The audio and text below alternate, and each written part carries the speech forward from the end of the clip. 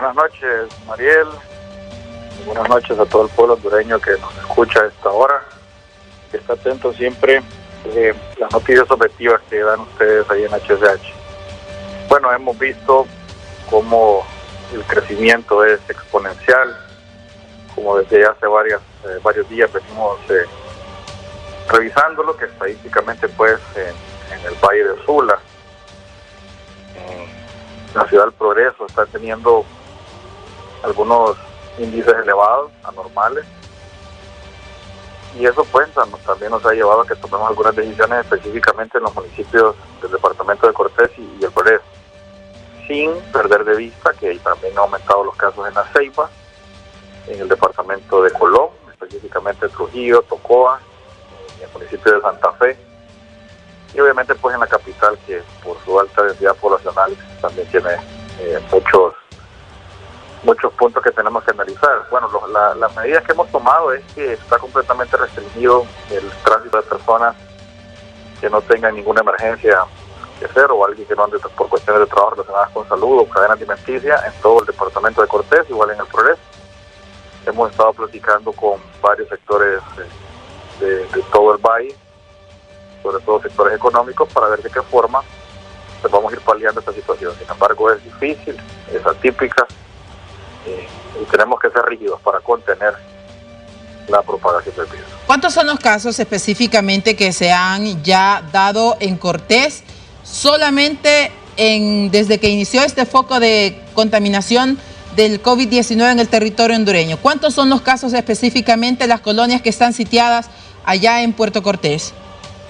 Bueno, las colonias sitiadas hasta este momento, pues solo tenemos en Villanueva, que es la colonia Independencia y las colonias aledañas. Tenemos en San Pedro Sula, pues prácticamente toda la ciudad está sitiada. Hemos visto que en algunos sectores no se ha sostenido la situación como debe de ser, pero en la mayoría de los casos el 60% de la población sí entiende el riesgo que representa.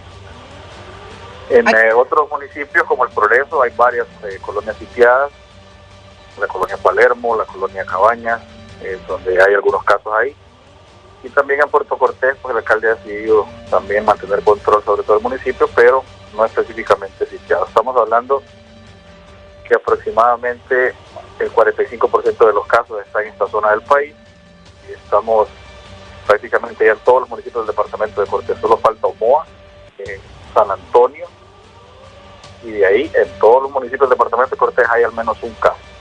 Ayer recibí una denuncia de que en Ciudad de España hay un caso de coronavirus, pero nos dicen en la denuncia que la persona sale, la persona que supuestamente está en cuarentena sale. ¿Cómo ustedes hacen el manejo de las personas que están en cuarentena para evitar que salgan, para evitar que se expongan a la sociedad y de esta forma poner un freno a que se expanda más el coronavirus en los sectores donde están sitiados, donde están en cuarentena las personas?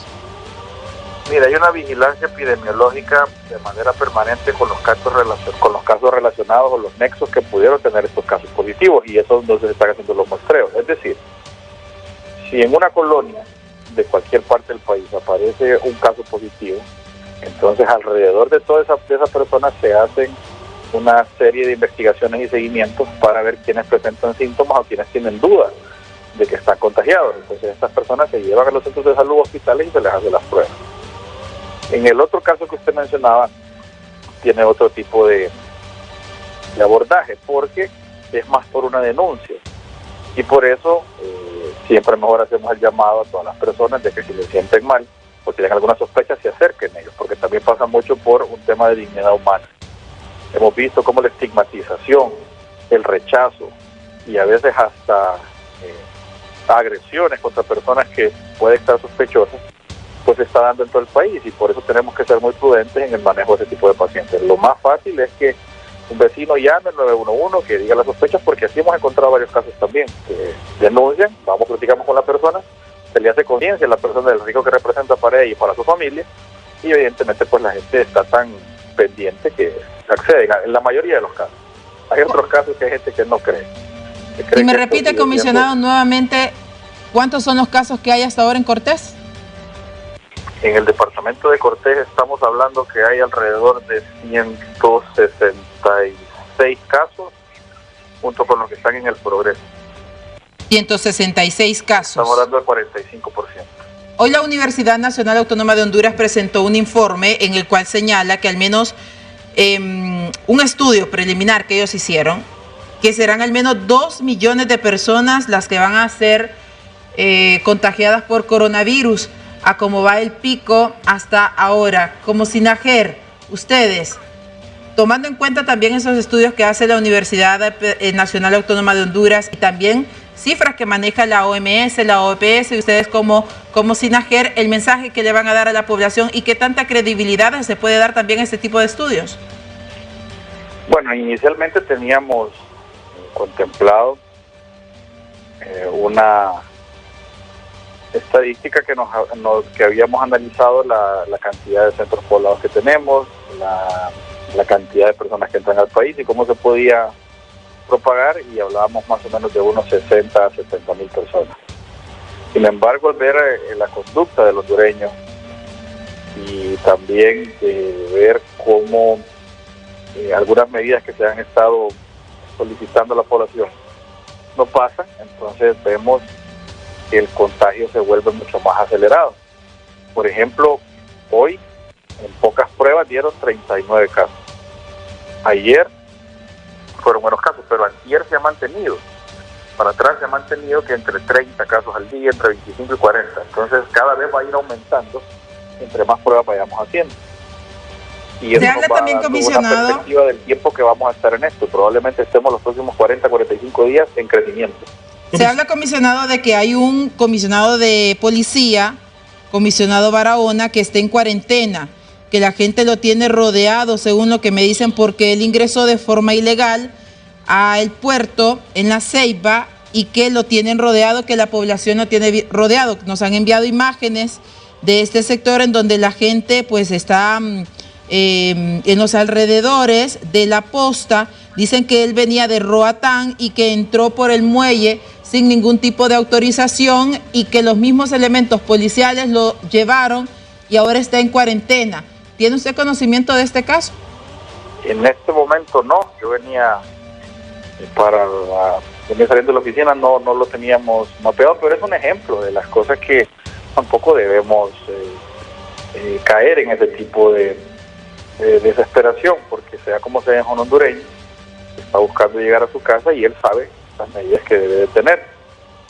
Voy a buscar la forma de contactarnos con ellos para ver cómo le apoyamos y que vaya a su casa tranquilamente. Mañana que se hagan los estudios, las pruebas, y pues si hay alguna sintomatología, pues hay que llevarlo a un centro asistencial. Sin embargo, esas son las cosas que tenemos que irnos educando, porque no podemos estigmatizar a la gente, no podemos estar pensando que es como que fuera la lepra en aquellos tiempos y que se contagia solo con verlo. Tiene que haber un contacto, tiene que haber un intercambio de flujos, como saliva, que caiga en cualquiera de sus sentidos para que se pueda el contacto, no ser solo verlo. Entonces hay que ir cambiando también ese tipo de conducta, porque no va por ahí realmente la situación. Comisionado, siempre la misma pregunta que hace poco realizó Mariel, mi compañera acá, y preocupa tanto ante este estudio que ha hecho la Universidad Nacional Autónoma de Honduras y que podíamos llegar a esta cantidad de personas contagiadas, y con la determinación que el gobierno está haciendo de que prácticamente todas las personas desde el día lunes circulen, lunes, martes, miércoles, jueves, viernes. ¿No hay una preocupación, ustedes como gobierno también, a que podíamos llegar a esa cifra y que esto se pueda descontrolar y que se salga de las manos del gobierno? ¿Qué medidas contundentes pueden haber ante este tipo de situación? Ya que que estas personas son expertas también en estos casos de la Universidad Nacional Autónoma de Honduras, comisionado. Es que las medidas se van tomando en función de los brotes que van saliendo. Por ejemplo, de los 265 casos que hay en el departamento de Cortés, la mayoría están concentrados en San Pedro Sula, pero donde hay mayor mortalidad es en Villanueva. y hoy estamos viendo un brote importante en La Lima y en Choloma que nos hace poner la atención directamente ahí. Entonces, esas medidas nos hacen controlar el brote. Por ejemplo, yo estoy viendo ahorita el mapa de ustedes. En Olancho, si se fijan, no hay ningún caso. Lo que tenemos que hacer es cerrar Olancho para que nadie vaya allá a contagiar al resto de las personas. ¿Por qué? Porque el virus sencillamente se mueve con el cuerpo. No es que va a haber un brote sin que alguien se mueva. Igual pasa en el resto de municipios de Francia, en el resto de municipios de Lloro, en el resto de municipios de Francisco Morazán, en El Paraíso tampoco tenemos casos, en Ocotepeque. Entonces ese trabajo es el que nos ayuda a nosotros a mantener un equilibrio social, porque bueno, hay personas que no tienen la capacidad tal vez de tener ni siquiera comida para una semana, tal vez para 2, 3 días, y las ayudas van a llegar, pero para que lleguemos al 100% de la población que esté en estas condiciones se ocupa tal vez un esfuerzo que el gobierno no está preparado. Entonces vamos avanzando en los lugares donde hay mayor brote con el tema del alimento. Entonces la gente tiene una necesidad de salir a buscar, entonces ahí es donde hay que ir buscando un equilibrio, y la única forma es que regionalicemos el trato de los brotes que van saliendo. Quiere decir que al final lo que hicieron en Olancho está bien. Igual se han tomado en algunos lugares en Tegucigalpa. Quiere decir que lo que hicieron al final en el departamento de Olancho, de cercar, no permitir que nadie entre, que nadie salga, lo hicieron bien. Eso hay que felicitar entonces a la población que ha tomado cartas en el asunto. Comisionado, fíjese que me están diciendo por acá, comisionado, que además del coronavirus, pero también mucha gente está preocupada, porque me están diciendo, Mariel, dígale al comisionado por favor que mande a fumigar contra zancudos del dengue en la colonia Maradiaga, aquí en Tegucigalpa. Estamos llenos de zancudos en las diferentes colonias, me dice, cerca de ríos y hay bastantes zancudos. Por favor, dígale al comisionado que mande a fumigar. Dígale, de verdad que lo necesitamos. ¿Cómo van con los operativos contra el dengue, comisionado? Porque está COVID-19, hay otras enfermedades que también no las podemos obviar y los operativos que hace tanto Salud, que hace ustedes como Copeco, que hace la alcaldía municipal, pues también deben de continuar, además del trabajo que se hace en casa. Bueno, lamentablemente el día de ayer 2 niños perdieron la vida por el dengue y nosotros ya tenemos el plan elaborado. Estos meses son los de mayor brote, el mes de abril, mayo y junio.